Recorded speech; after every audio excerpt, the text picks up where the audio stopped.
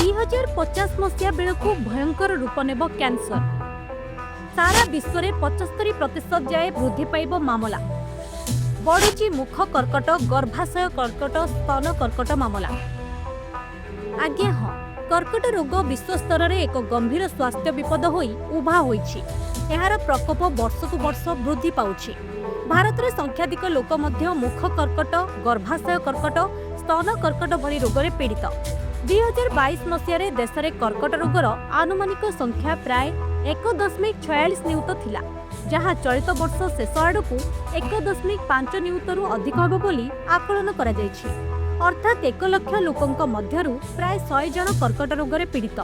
कर्कट रोग को विश्व स्तर में मृत्युर एक प्रमुख कारण बोली विवेचना करा जाउछि। विश्व स्वास्थ्य संगठन एवं लांसेटर गवेषणा अनुଯାयी 2050 सुधा यह संख्या 75% वृद्धि पाइपारे। विश्व स्वास्थ्य संगठन एवं अन्यान्य अनेक अध्ययन सूचाइछि जे आगामी दशंधि में यह समस्या आहुरी गुरुतर होई पारे। कर्कट रोग मृत्यु पूर्व लक्ष लक्ष लोकंकु प्रभावित कर सारिछि एवं विशेषज्ञ माने यही विश्वास करନ୍ତି जे आगामी 25 वर्ष मध्य अर्थात 2050 सुधा बेलू यही संख्या 75% वृद्धि पाइपारे। ब्यूरो रिपोर्ट, खबर टुडे।